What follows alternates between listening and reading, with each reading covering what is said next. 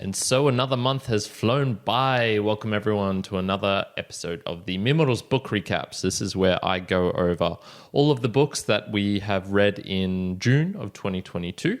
That was 5 books in total. And I give some additional notes, extra things, and even a little bit of goss and all that sort of stuff. So no point wasting time. Let's jump into it. First one I want to talk about is Madame Bovary by Gustave Flaubert.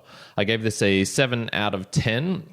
I enjoyed the book in general. I did find the imagery in it quite sort of spectacular in a way. I can see why people would rave about it stylistically, as in terms of this realism that he's created, and it didn't feel like it was overly flowery as well. It didn't feel like he was trying to show people like how great a writer he is or to add too much detail, but really to create the atmosphere of the peasants and the time that they were in and the all the sorts of things going on. One thing I did want to talk about that was, I suppose, will we come up with something that has the same weight as marriage used to? So it seemed back in those days that marriage was a huge thing. It was like almost unthinkable in a way of breaking this vow of being adulterous and whatnot. Now, I tend to personally think that there's a sort of rose-colored view of history, in that, back in the day, everyone was chaste and there was none of this degeneracy that you see nowadays. I personally think that's probably not particularly true, and books and things such as the way that Emma, Madame Bovary, would cheat on her husband and have make a cuckold out of him because his child was not actually his. Those sorts of things, I tend to believe, probably happened a fair lot. But there was this, at least the perception of marriage being this, core, integral promise, this construct, whatever it is. And, even the hintings of it, like there was in this book, of someone doing something outside of the marriage was, scandalous in many ways.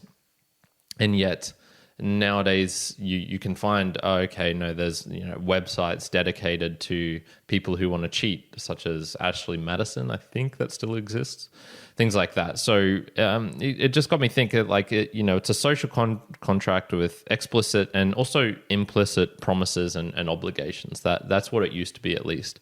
And I'm really trying to think of I suppose the equivalent nowadays. Will we ever have something like that? You can't say marriage is what it used to be, at least in terms of these explicit and implicit promises in many ways, because it's so easy to get married. You can do it on the flip of a hat. If you go to Vegas, there's it's turned into a gimmick, and you can do it with Elvis or a Disney style or whatever. And I'm just wondering, will something like this emerge again?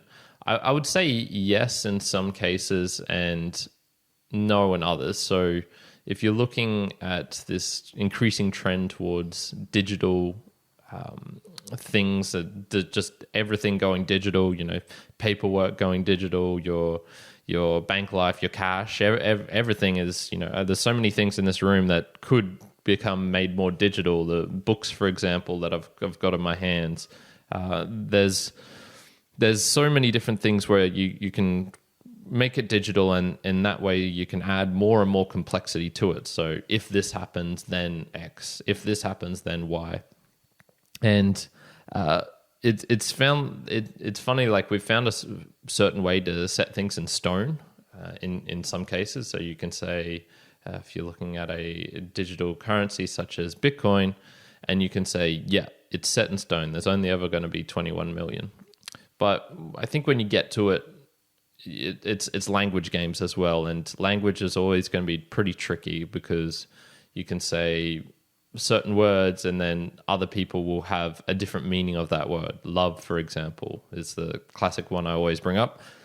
There seems to me so many different ways that you can use the word love, so that if you're trying to put it in a contract of some sort, we swear to each other that we'll love each other till the day we die. It's like, okay, Jesus, what the hell does that mean? That's not, we need to dive down deeper. So it's funny. Is is the loss of this sort of social contract, the way marriage used to be, a terrible thing for the world? I've never been married myself. I can't say how I would personally think about it. You know, I'd probably need to be a bit closer to that actually happening for me to really think about it. But it's definitely one of those things where it's like maybe something will emerge in the future which will have the same impact as marriage used to have, but it'll be like a digital version of that. Is something of somewhat what I'm imagining. So in any case, it was a fun book to read. I'm glad I did. Will I read any of his other works? Yeah, maybe not. It was fun read, but nothing that made me go, I have to read more from him. So another one that I've got here is Reasons and Persons. Now, you'll be surprised because it's like, wait, I don't remember you reviewing that. Well, worry not, it comes out in 2 days after this. So the book Reasons and Persons by Derek Parfit, I'd been threatening to read this for about 3 or 4 months now, and it's been a slog. I gotta say, it's a big book. It's a big book in the sense of the amount of ideas contained within it, and just the style of the writing doesn't make it for easy reading. Let's put it that way. So it's about 500 and something pages in total, if you're including the appendices and notes. I'm just going to add, the book review will go over most of my real thoughts on it, I suppose, like the intricate details of it. So these are sort of the particular things that I've noticed. So it's very super rational and argues with great pre-thought. So Derek Parfit anticipates many of the objections that people would have to what he's saying. So he comes up with an argument, comes up with a counter-argument of what people would say, comes up with a counter-argument to that. More people would counter-argue against this. So he's sort of like having a conversation with himself.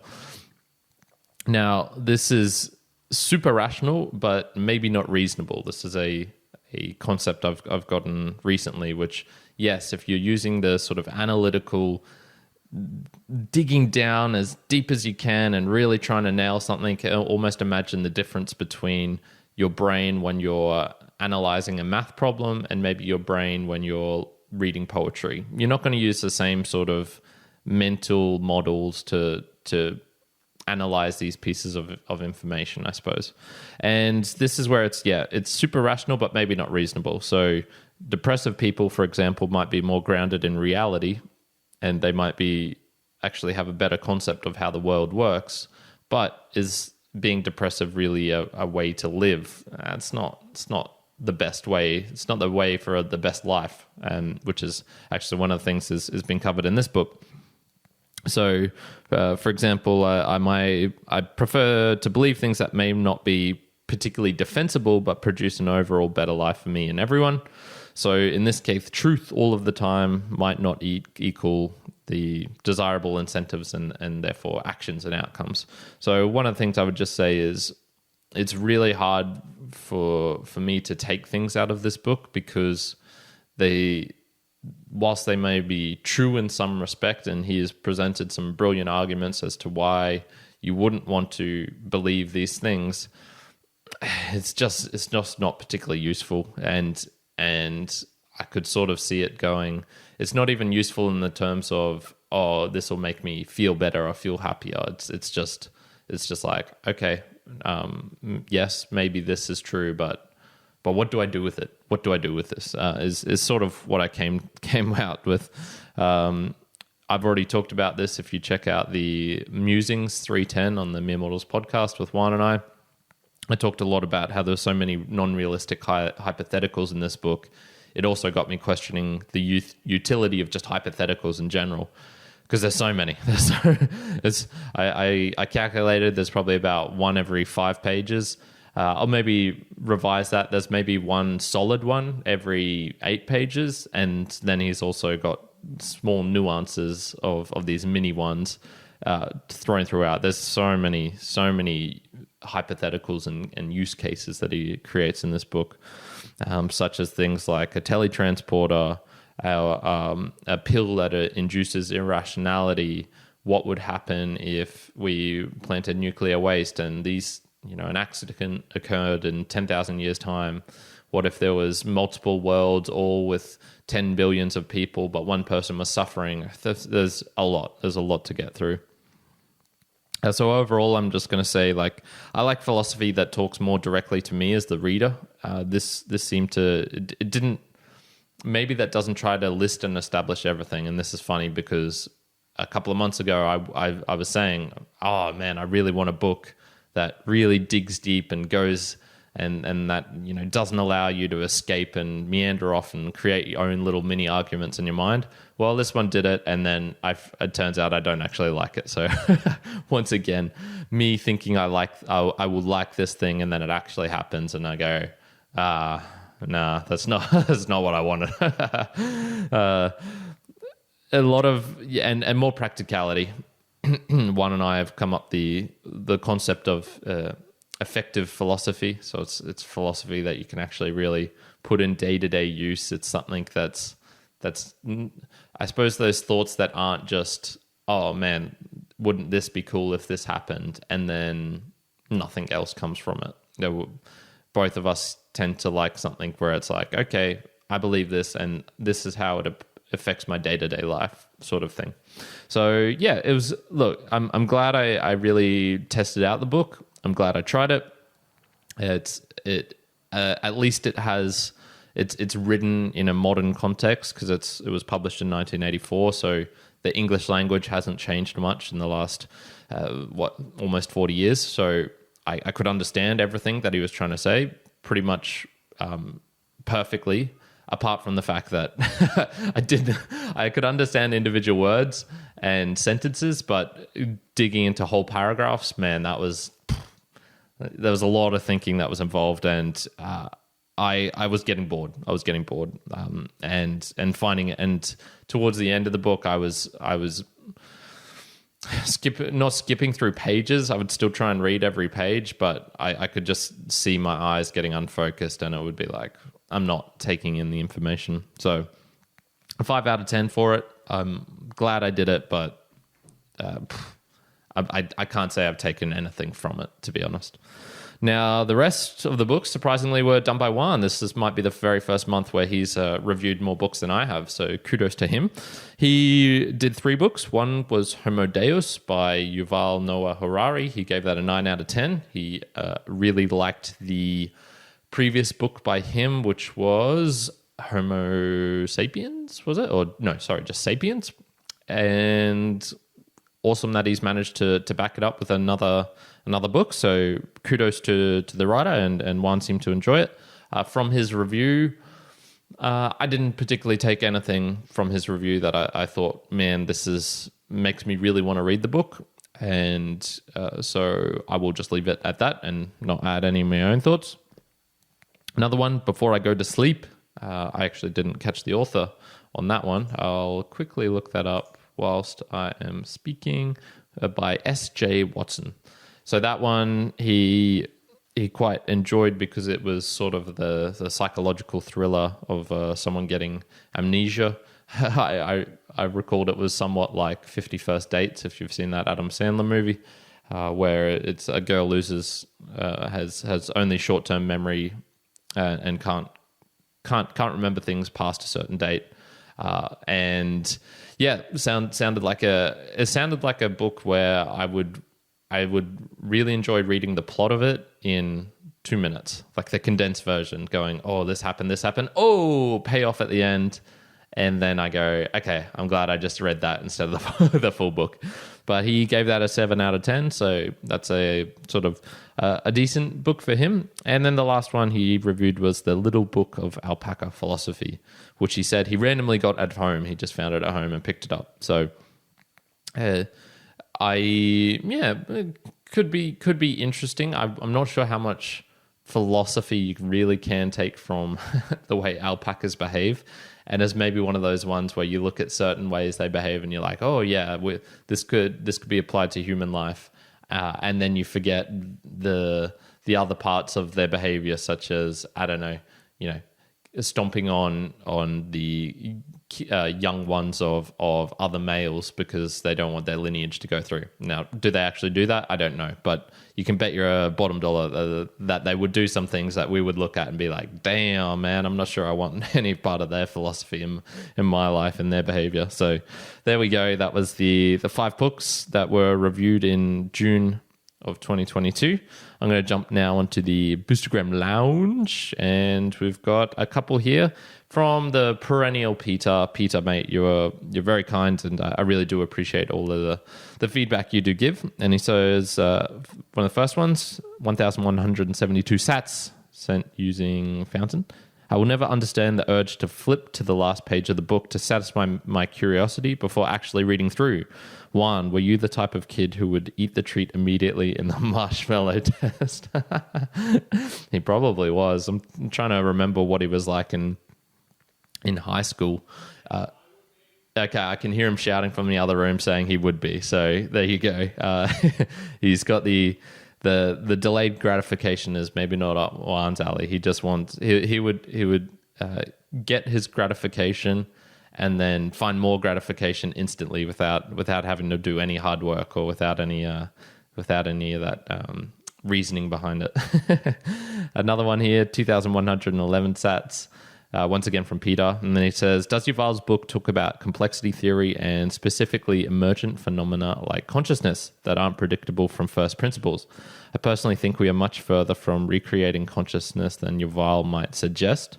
So Roger Penrose wrote an interesting book decades ago called The Emperor's New Mind, whose basic premise was that our current foundation of discrete mathematics is insufficient to recreate the leap to consciousness.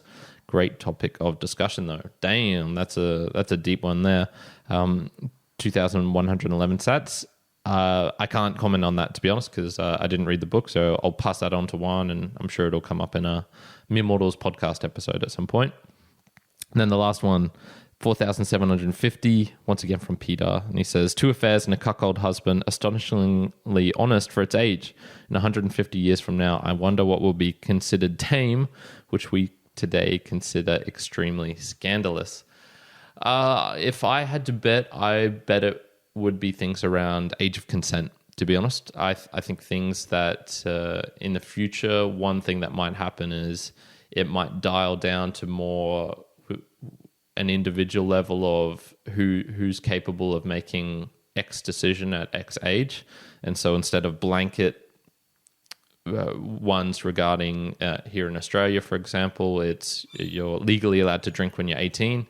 You're legally, you can have sex at any time if you're under the age, at whatever age, but the person having sex with you, if they're not also under the age, you get your ass handed to you and labeled as a pedophile, sexual assaultist, whatever. So I think things maybe around the age of consent of when someone can make decisions in their life, I think that will change, could potentially change in the future and become more individualized. And then that would also, and if you think about it, it's already certainly somewhat in the case today.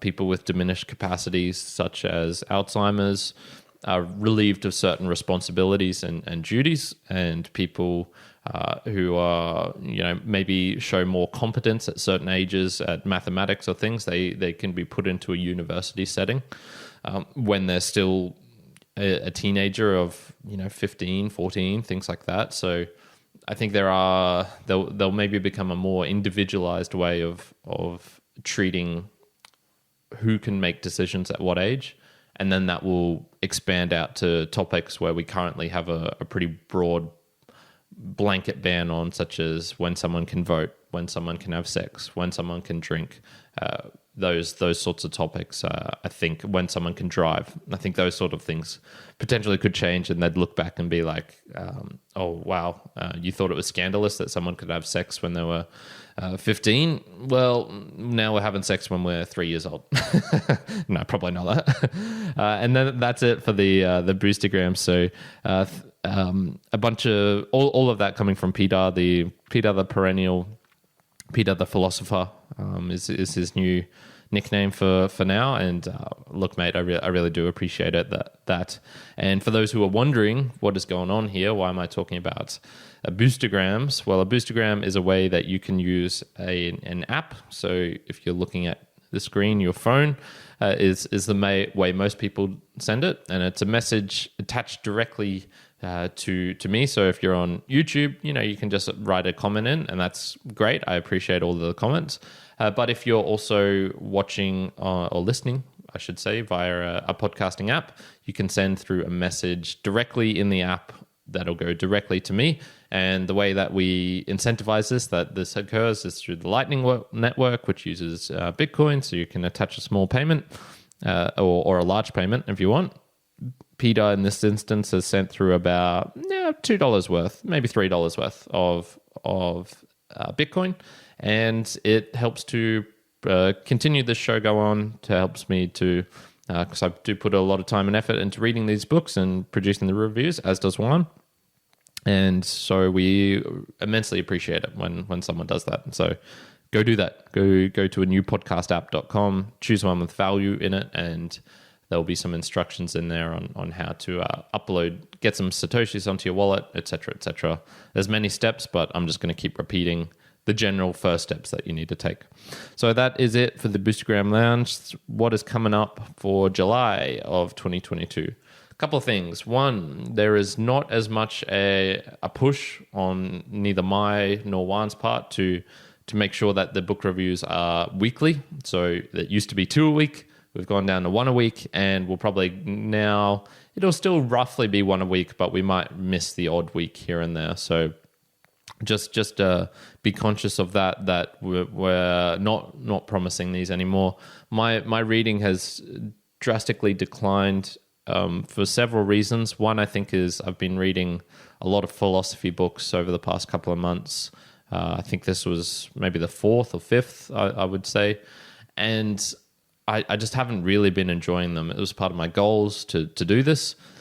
And yeah, it's just not been reading books that aren't particularly great and sort of forcing yourself to read them kind of diminishes the purpose of reading, to be honest. So I'm going to start reading books that I actually want to read a little bit more. I've got one more philosophy book to get through. So you can expect that probably not in July, but maybe in August or September.